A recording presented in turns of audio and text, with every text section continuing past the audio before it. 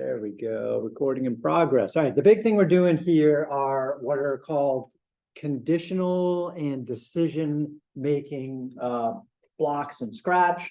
Mainly, it's going to be the if-then block or the if-then-else block. And then we're going to have to play around with some of the operators that allow us to work with these conditions. And it's going to be important when we do that is sometimes we need to sketch out the logic that we're playing with.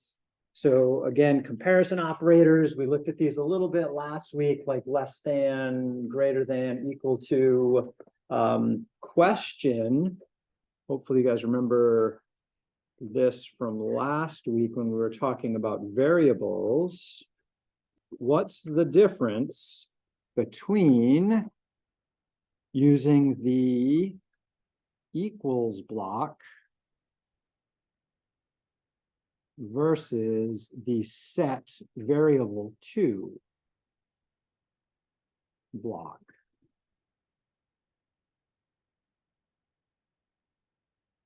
Talked about this last week. It's an accidental thing we do sometimes. What's up, Aiden? One is for like numbers and stuff, for like math equations for the computer to program, while set variable is like what we did with, I don't remember exactly, but we used set variables in order to be like, set this, blah, blah, blah, and based on, like, for example, if you set variable to the answer you type in for a question. Yeah, we ask a question like, can you give me a noun? And then Yeah. we get the noun and we set that equal to a variable. Yeah. Yeah, so that's what set is for, but we could use it for numbers too. We could say, give me a number, and we can set a variable equal to that number.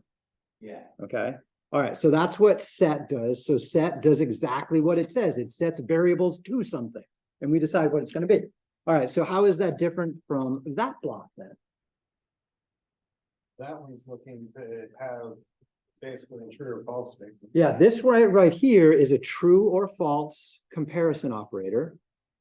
True or false comparison. So get up a blank Scratch screen right now. Let's test this out. Comparison. That's all it knows how to do. It doesn't do any setting. That's something else. So we're going to try and get used to that idea today. So I'm just going to create, oh, see, I should sign in first.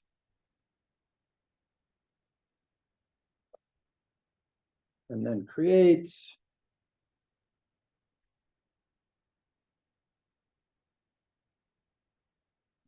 Pull this up a little bit.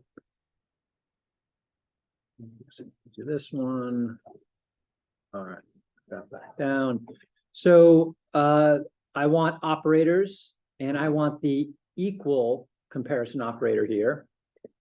And I'm just going to put 50 equals 50 here. And if I click back on it after I type that, it should tell me what the response to 50 equals 50 is, and it says it's true. Okay. Now, often we're going to put these in say scripts and see what a sprite says, but I don't necessarily have to do that. I can just put it there and click and see what happens.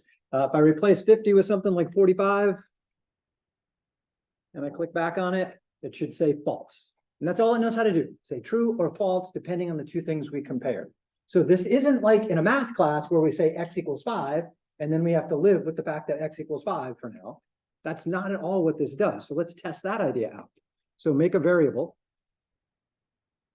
We could take my variable and rename it as x. Let's do a little math. And then typically when we make a variable, we set it to something right away. So I'm going to do the set x2, and I'm going to choose, instead of setting it to 0, I'm going to set it equal to 1. And then in here, I'm going to drop an x in place of the 45. Okay. So here's the question. What is x equal to right now? Is x equal to 50 or is x equal 1? What is x? X is 1. So remember, a variable in a programming system is just a place to put something, and you can change your mind later. So what we've done is we said, okay, we're going to put 1 in x. So I'm going to click that set block to make sure it gets the message x is 1. If I were to ask my sprite to say x, so I'm going to go to my looks, and I'm going to go say, drop the x in there. it should say 1. And if I click on the x equals 50 block, what's that going to tell me? It's going to tell me false because I know x is 1, and I'm asking this block, does 1 equal 50? And it's going to say false. Right. So the point of the story is this green equals block doesn't set variables, it just compares two things. Okay. Now I'm comparing numbers, but you can compare other things. Like, for example, I can compare the letter A to the letter B. Does A equal B? No, they're two different letters. If I click on the equals, it's going to say that is false. The only way to make this true is to put a capital A there and click back on it, and it should say true. Okay, what do you think is going to happen if I put a lowercase a in there? True, false? True. False, true. Okay, we got a couple options there. Let's see what the computer thinks. True, shit. Okay, so what happened here is the computer is, in this case, not case sensitive. It doesn't care whether it's uppercase or lowercase. So let's play with that a little bit. I'm going to put, instead of A in the first one, I'm going to type cat, lowercase. And then in the other one, I'm going to type C, capital A-T. And if it's not case sensitive, it should say true on that. Okay. If I decide to throw an extra T in cat, though, now they're different. And now it's going to be false. So what did we just learn? Well, letter comparison is not case sensitive. Okay, so that's a pro and a con depending on the situation. All right, check this out. It gets better. Grabs, let's say, the greater than operator. And again, if I put something like 45 on the left and 50 on the right, that says 45 is greater than 50. That ain't true. And if I click on it, it should give me a false reading on that. If I throw a 50 in there, is 50 greater than 50? The answer is no. So I should still get a false. All right. What about A versus B? Now, A and B aren't numbers. Usually we think about greater than as a thing with numbers. So what's the computer going to do with this?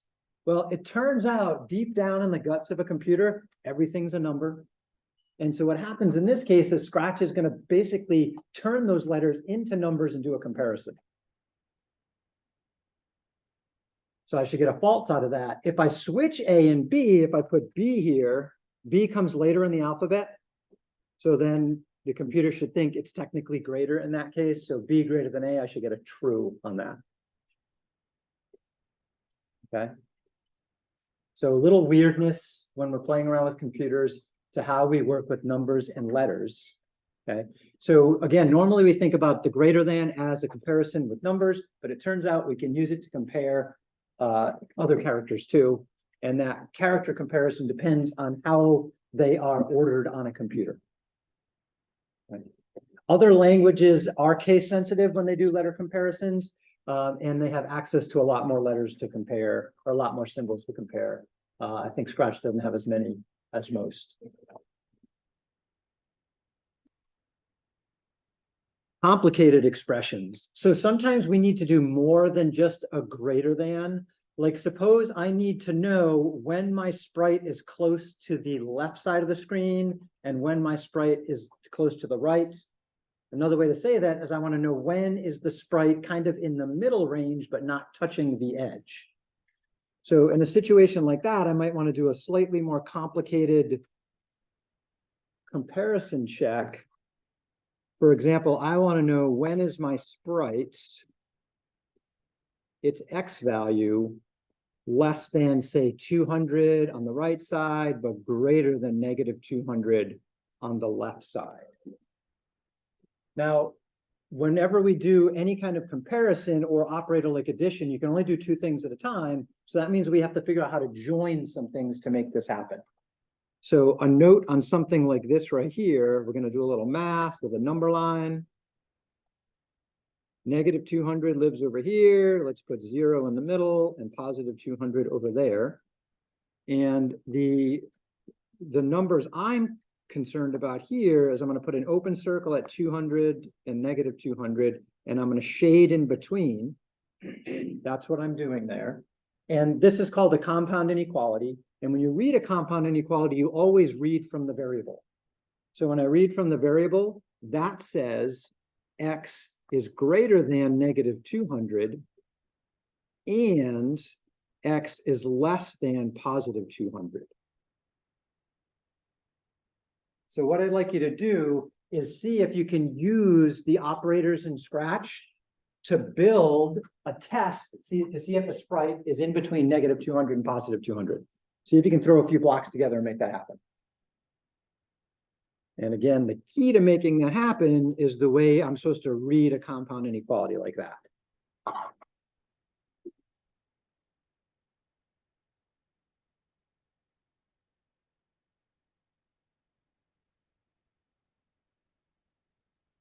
So I need the AND block.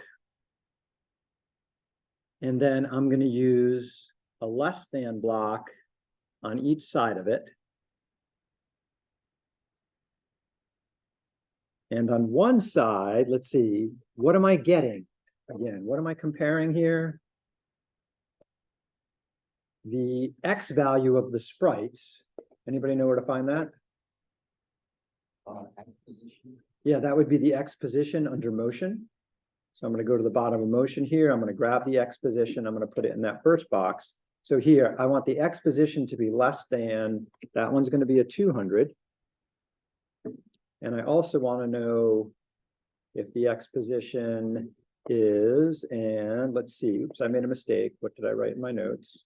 I want a less than and a greater than. I put two less thans in by mistake.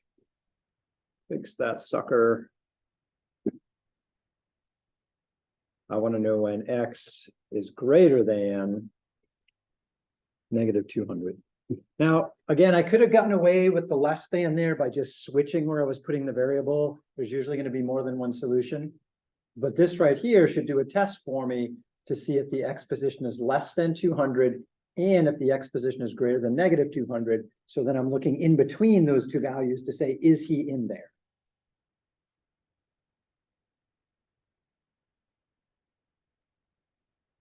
Now, right now, I can just pick up the sprite and put him somewhere. Right now, his position is X is negative 78. So if I click this block right here at the and, it should say true. And if I grab my sprite and move him over to the edge here and click it again, the X position is negative 216. That should give me a false. Moving him over to the other side. I'm at positive 210 for X. Or let's make a positive, a true. That should be true right there. But if I move them a little too far to the edge there, that should be false. And sometimes we do need to test to see when a sprite is in a certain spot on the screen or within a certain range of another sprite, and working with these X, Y position things to kind of check that is something we do. And sometimes it's complicated. We got to string ands and ors together to get the right thing to happen. All right, let's have a little more fun with this. I want to add a little bit of a script. We did something like this last week and the week before to make the sprite move around the screen kind of randomly. What kind of things am I going to need to make that happen, to get the sprite to move around the screen? Motion. What's that? Gonna need motion. We're going to need some motion, yeah. So we'll probably move is the easiest thing. So let me just take a few notes on this. So I want sprites to sort of randomly move around the screen. What else is going to be important besides move? So I want a move block. What else?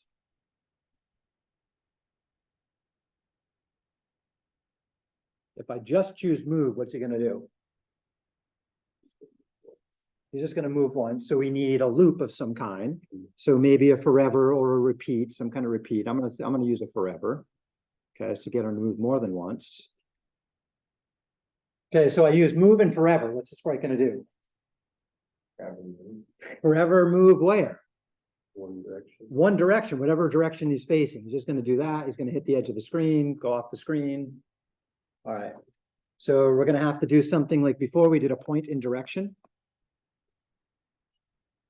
And we could put a little random list there. And what else? He hits the edge. Is there a way to deal with that edge? You remember seeing a block for that? Yeah, there's a bounce option, if on edge bounce. So if on edge bounce. All right, let's put those together, see what happens. I'm just going to scroll down a little for some blank space. That's as far as I got for the moment. So I'm going to add an event when the flag is clicked. And when the flag is clicked, I'm going to throw a forever in there. And in the forever, I'm going to put a move. I'm going to start with 10 steps. Actually, I was playing before. I liked 5 better. It's a little bit slower. And I also want the if on edge bounce. So here, he's going to keep moving 5 steps till he hits an edge, and then he's going to bounce. Okay. Now, if I just do that right there without any other kind of direction, pick up the sprite, put it here, click the flag. It's just going to bounce back and forth there. If I want a little more action to happen, then I make him like a pool ball where I give him a different direction than just straight toward the edge. So I'm going to stop that, and I'm going to put a point in direction before. I don't want to change it all the time. That might get a little too crazy. And then I want to throw in a little bit of randomness there. And let's have him point back in 90.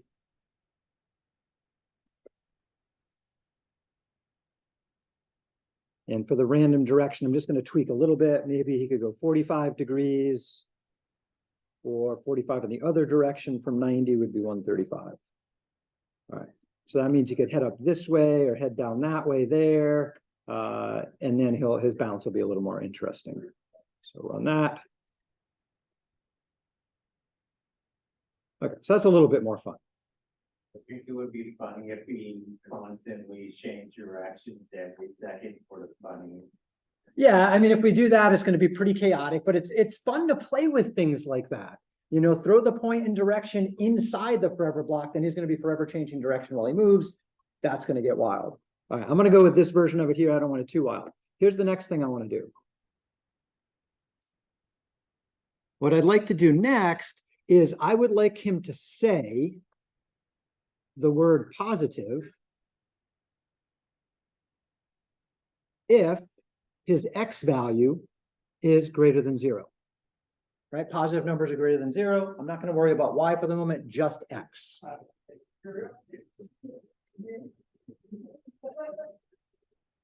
So let's play with that. So we're going to go down to the control, and I have a thing called if here. And let's see if here's an X position greater than, I'm just going to duplicate that little chunk there and drop it in here.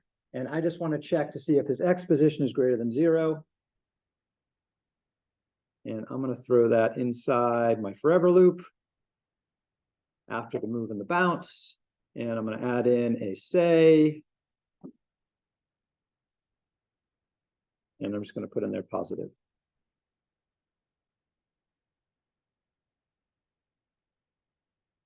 Seems pretty straightforward. Let's start him pointing normal and then click and see what happens. So he's on the negative side of the screen here. Then all of a sudden he gets to the positive side. He says positive. Oh, wait a minute. He's still saying positive. Okay, shit. That's not what I wanted to have happen. It's half of what I wanted to have happen. All right. What's going on with that? Maybe I'm having him say positive too long and I should only have him say it briefly. No? What do you think, Carter? Well, you have to have like a parameter set, so if it's not positive, it's not saying positive. Yeah, so the only way to say, because with the say block, he just says positive until you tell him to say something else. I didn't tell him to say anything else.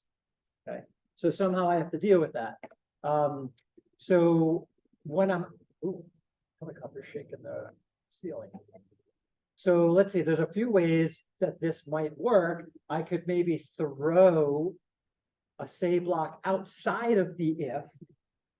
And then otherwise it could just say hello.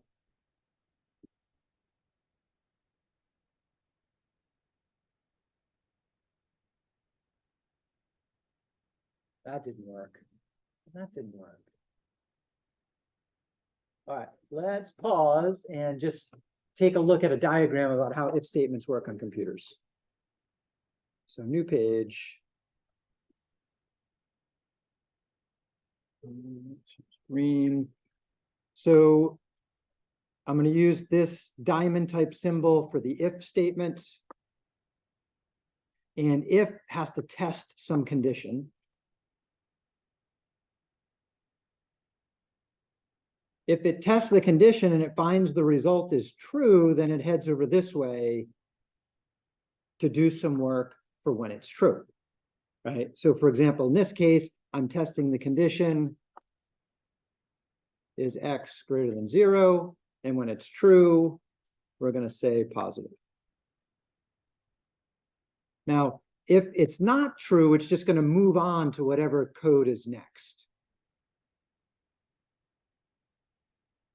I just figured out how to find it. Sorry, my penmanship's so horrible with this pen. So this is what's going to happen if it's false. And then after it does whatever's inside the true block, it just jumps back into the code in the same place that false would have put us with an if block. So what my code said is if x is positive, say positive, it says positive and jumps right out and says hello. That's what just happened. So that's not quite what I want. So it turns out this situation is a little bit more complicated because I actually don't have just one thing I want to have happen. There's two things I need to have happen. Okay. In a situation like that, you need what's called an if then else block to deal with the other condition. So I made, it seemed like a good idea at the time, grabbing the if block, but it turned out what I really wanted there was the if then else block. So if the x position was greater than 0, then I want to say positive. If it's not greater than 0, then I want to do something else. Whereas two different things were happening at once before. I had some confusing results there. So now if I run it, it's going to say positive in the positive area, and he's going to say hello when he's not in the positive area. Okay. So this is something we have to think about a lot in the code. When do we use just an if block? When do we use an if then else block to control what's going on there? So I just want to draw a picture of the way the if then else block works. So back to the notes here. This, it doesn't matter what I'm testing. This is the general flow of what's happening in the code when you use an if block. Or an if then else block, sometimes just called an if else block. That's supposed to be the diamond. We have whatever test condition we're running, which could be simple or complicated. And then we have a true. If the condition tests true, we go off and do this block of code. I'm going to go this way. If the code is false, we have this other block of code to do. And then after it finishes either the true or the false code, it jumps back into whatever else was going on in the program and then continues to do other stuff. And that turns out is what I needed in this particular situation. The if then else.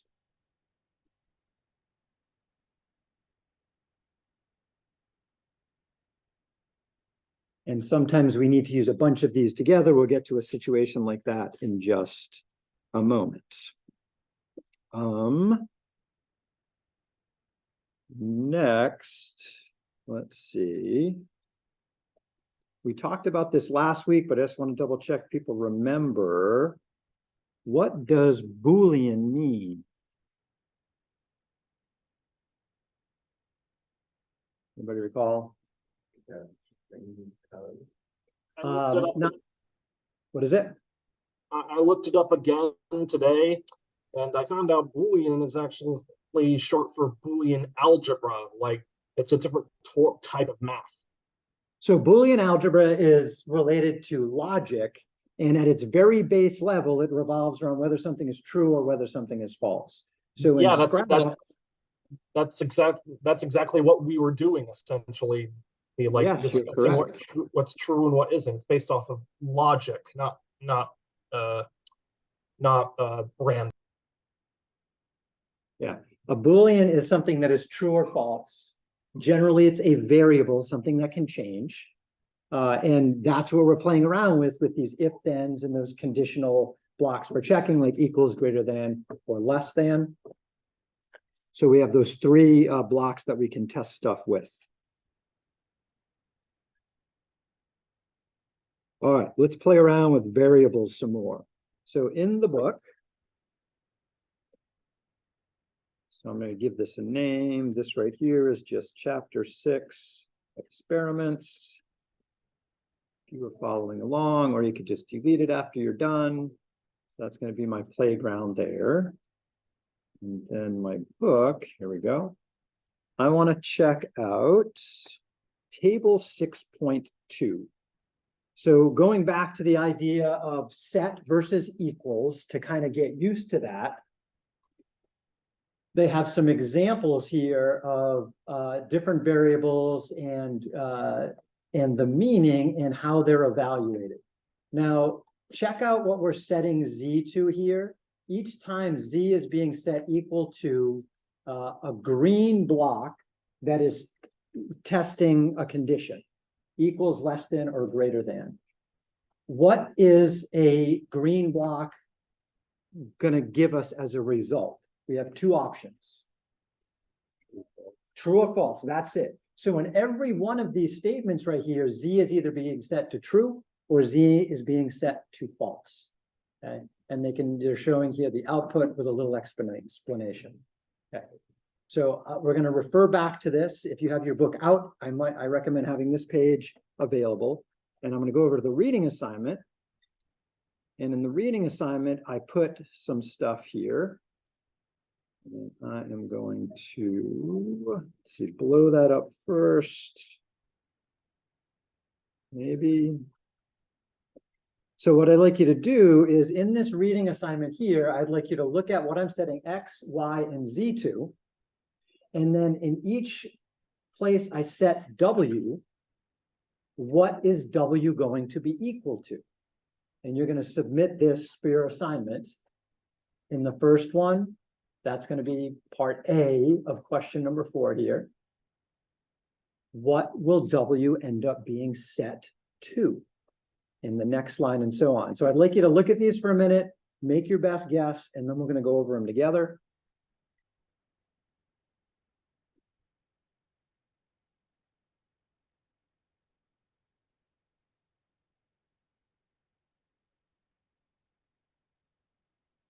Set up. Before I answer these, I'm going to copy some of these questions.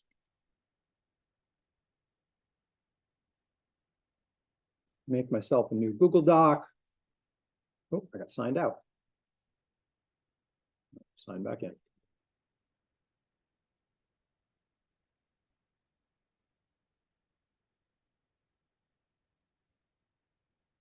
All right, there we go. CS160. So if you haven't already made a chapter 6 folder, please make one. And in there, start a new Google Doc, a practice assignment.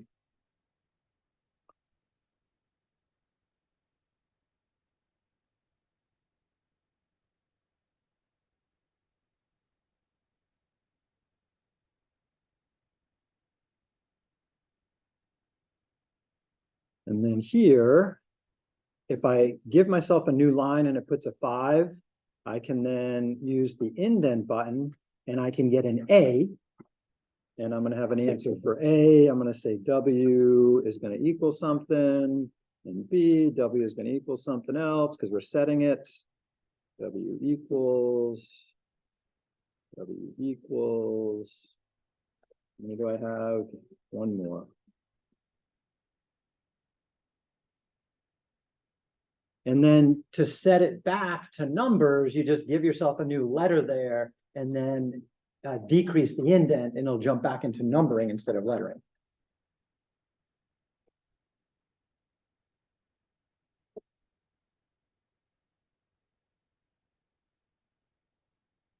Okay, so I'm gonna take any input from the audience here. For part A here, W is going to be set to what?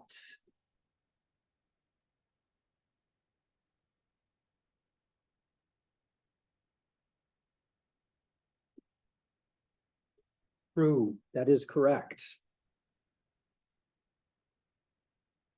So just a note on that, at the top here, I set X equal to 4, and then down here, I'm asking the computer, is whatever X is really equal to 4? And the computer is going to notice that and say, true, this is definitely correct.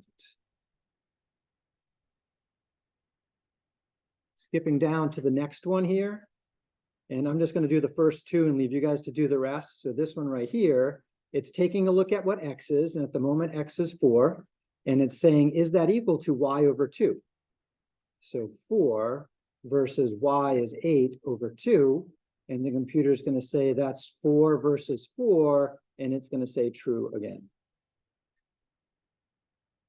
So in this particular exercise, just like the ones in the book in figure 6.2, I'm setting W equal to one of these conditional Boolean operators, and it's going to reply with a true or false each time. You just got to look at the values of X, Y, and Z and determine, is it going to be true or is it going to be false, and put a note in your assignment about that. So I've determined that this will be a true, and the next one's also going to be a true. So your homework's going to look something like that. All right, so I'll give you all a minute to play with that. And we're going to move on to another part.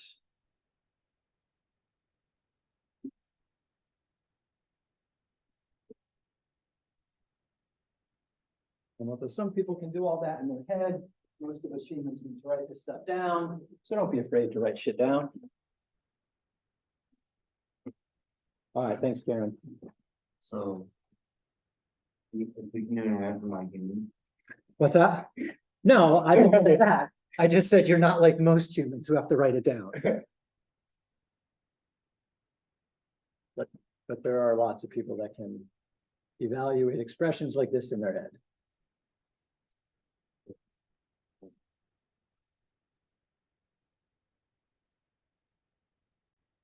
All right, so looking at figure 6.8 here, we want to test how this if-then structure works with one of the examples. And I'm going to get a new page to put these both in.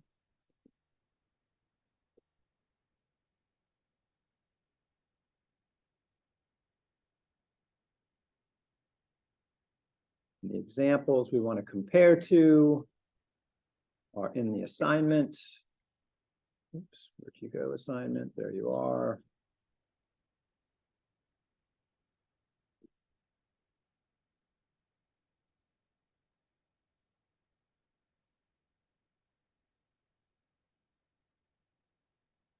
All right, so the first one, GPA is 3.85, which is, oops, 3.85.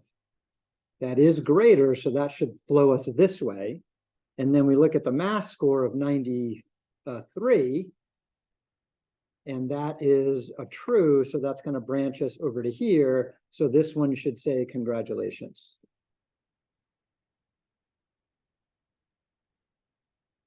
And again, for each of these combinations, go through the code or go through the flow chart and figure out what is going to be said on those.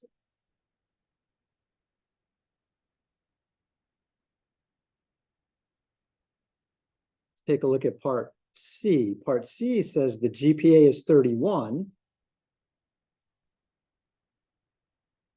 31 greater than 3.8, that would be a no, so we're going to flow this way. And it's just going to skip looking at the math score and just say, sorry, low GPA.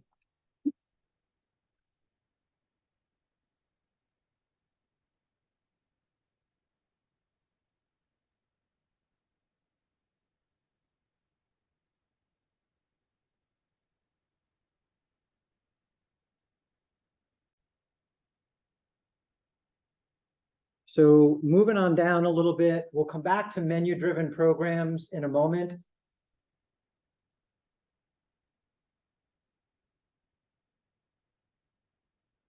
Let's see. A little farther.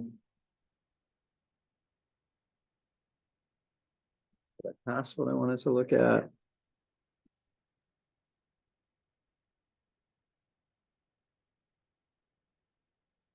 I went past what I wanted to look at. It is right before that example we were on.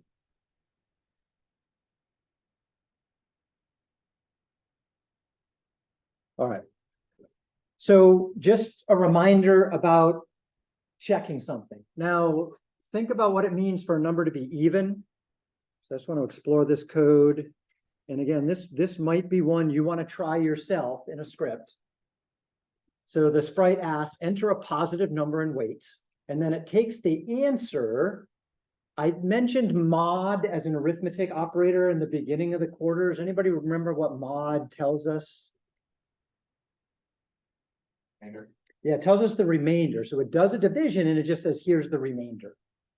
So if I want to see if a number is even means 2 divides into it with no remainder. So what this is saying here is take the answer, divide by 2, tell me what the remainder is. If the remainder is 0, then it says, hey, it's an even number. Now, a whole number is either even or odd, true? So if you're just checking to see if a number is even, it's not a bad idea to deal with the opposite case with an else instead of leave it hanging. Remember when I was trying to have the sprite say positive or not? When I didn't have the else, things did not go right.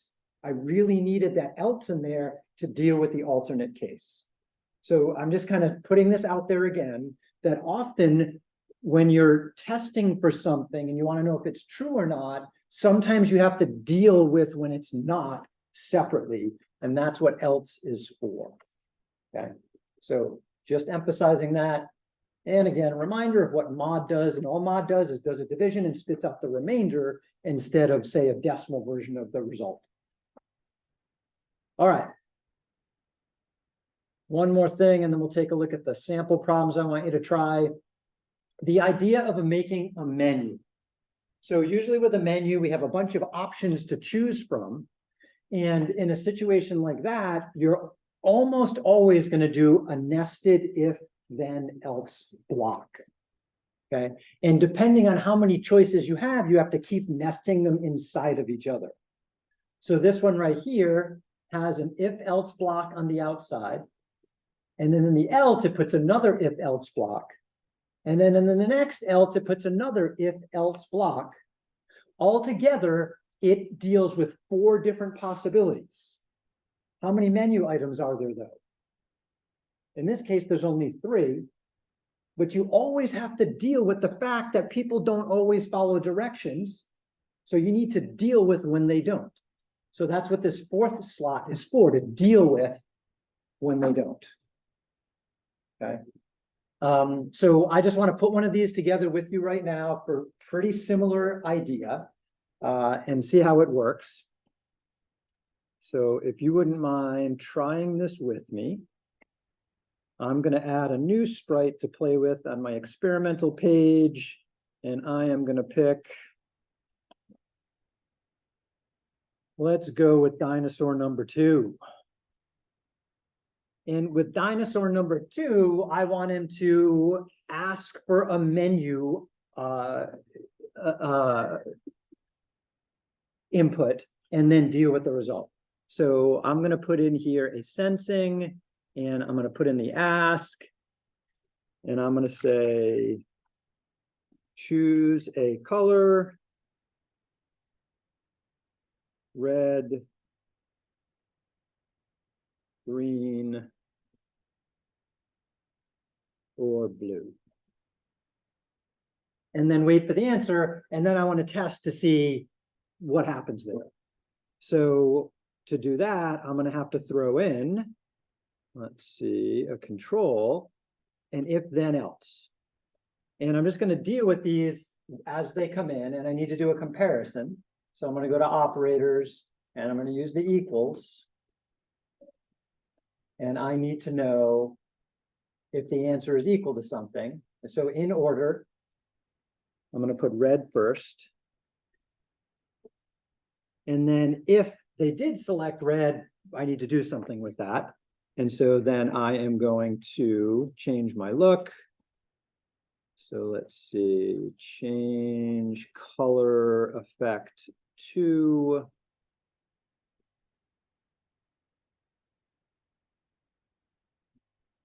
is that the one I want? I think that's the one I want. Yeah. And let's see. A set color effect too. Yeah, that's what I want. And I'm going to set that to, I'm going to guess it's 25, but I'm not sure. Let's see. Oop, I just want to run the set. I think it's weird that in Scratch, it's like a solid numbers defined. The colors and numbers, yeah. So it's not that. Let's try again. 50. That's green. Okay, good to know. Let's try another one. Set color effect. 2. How about something lower? Maybe it's 10. There we go. Okay. So I got my red there. And then I need to grab in the controls another if then else block because I need multiple things to look through. And I can just copy, turn this off for a moment. I can just copy just the green by duplicating it, and I can drop it in here, and I'm just going to change red to green. And then I have that color effect here. Now, again, since I only gave the people 3 options, you might say, well, then the next one's got to be blue because that's the only other option. But again, we can't count on people following directions. So we need another if then else block, one to confirm for sure it's blue. So then I'm just going to grab that, throw it in here, set it to blue. Steal this color effect here. I do like that duplicate here. I'm going to guess that's maybe 70. All right, so then what am I going to do in the else here? Well, there's a bunch of things I could do. I could just say, sorry, that's not an option. Or I could try and repeat this whole process, saying, please enter red, green, or blue. So if I want to do that, instead of starting the whole thing after, what I would do is this. I would take a forever block, and I would forever be checking the condition. And then I would go back to sensing and ask again the same question or a modified version of the question to try and get a better response. So I'm just going to copy that and put it in here. And I'm going to add an event to start with the flag. And then run it to see what happens. So again, the example in the book with the menu option for, was it triangles maybe? They just said, sorry, that's not an option. But here I'm using a forever with asking the same question again to basically loop through that until I get one of these things to happen here. Now, the important thing here is that that extra ask is inside the else when everything else goes wrong. Only then will it ask again. If we put that anywhere else, it's not going to ask in the right spot, and I might get stuck in a loop. So this way that they're nested inside of each other is super, super important for building a menu. So let's see if it works. I ask for a color while the other guy bounces around the screen, and this time I'll do green. And it should just do that set and move along, and it's pretty much done. If I run it and I enter something like purple, purple doesn't fit the options I gave it, so it's going to jump all the way down to that last else and ask the question again.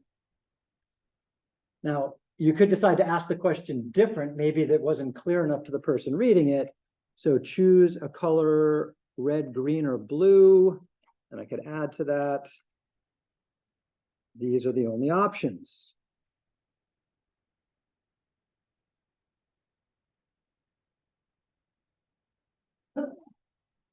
So now if I run it and put purple again, it gives me the modified response, waiting for somebody to enter a proper color, like red. And then it does its red thing and it's done. Now, it is forever waiting for another answer, but I didn't set it to give another question anywhere else. So it just isn't going to do anything else from there on in. So again, importance, if you have a set of menus, options, and those are the only options there are, nested if then else blocks are the way to handle it. You would not use 4 separate if statements. That's a totally different flow than what we have here. So the nested if then else gives us a little more control about what's going to happen. All right, so we've answered most of the questions. I did a few other things I wanted to go over with you related to how these if then blocks work together. The last part of the book are these different projects that you could choose to try. And I would like you to try one of them. There are others, but I picked these 3. Either try the triangle classification, or try the line follower, or try the equation of a line. So I just want to bring them up, show you what they are, and talk about what you would do with those real quick here. So triangle classification, and let's see, I want to get a different scratch screen for that. Let's get an incognito window. Oops, wrong button.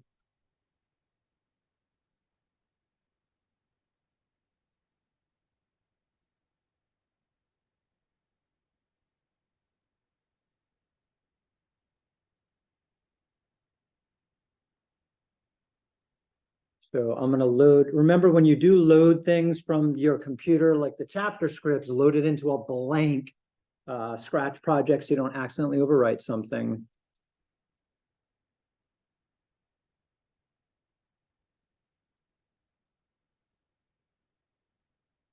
And I'm going to look at the, which one first? Triangle classification. So triangle classification is pretty straightforward. We run it and we're shown a triangle and we have to decide, is it scalene, isosceles, or equilateral? Those all look the same to me. So equilateral, all 3 sides are the same. Equilateral, isosceles, only 2 sides are the same. And scalene, all 3 are different sides. So that's the classification we're looking at here. So I get another equilateral. That, ooh, I think it's scalene, but it could be isosceles. I'm going with scalene. Ah, shit, I got it wrong. That looks isosceles. Ah, it was equilateral. All right, so I suck at this. Oh, well. So here, if you check out the book about this one right here, the triangle classification, it explains some of the code, asks you to look around the code, check it out. Getting there yet? Triangle classification game. So it's got an explanation of the code in there. You should read through that. And then eventually it gets to try it out 6.2, which says, okay, play the game a few times and then modify it. And it gives some suggestions on how to modify it. I just need you to try one of those things or come up with another modification. If you don't like that one, that's okay. The next option is to try the line follower. The line follower is pretty damn cute. So let's see. I'm not logged into Scratch, so I'm not going to worry about create a new one. I'm just going to load from my computer the line follower. Yep, that's okay. Don't try that at home. The line follower, again, check out the code later, see how it works. Run it. The cat's programmed to try and stay as close to the black line as it can and follow it around. Okay. This one's pretty cool, I think. In the book, you're asked again to check out the code. It explains some of it here. And then the application is, can you tweak the code to make him move faster and stay on the line? Could you get him to follow a different path? Would be another thing you can do here. So this one's kind of fun to play with too. Slightly less things that you can mess around with on this one, but I think it's a pretty cool idea, right? The way the cat follows the line. So be sure to check that code out, whether you do it or not. I think that's the cutest one. Next one, equation of a line.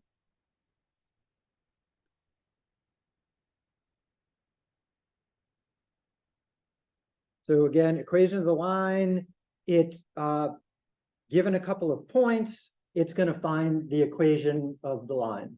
And then further down, it talks about a little bit of the code there. And then, and try it out 6.4, it gives you something to do to mess with this thing. So that's another option, check that out. And I'm going to skip running that one right now because I want to give you guys some time to do stuff. So again, we finished most of the reading assignment. To hand it in, you need to mess around with either the line follower or the triangle classification or the equation of a line. Make your tweak, rename it, submit a shareable link to that for me, and you're done with the reading. Next class, we're going to play around with some more if then else things and take a look at the homework problems. So I'm going to stop there, and it's your time to do what you need to. Call me over if you have questions, need help with something.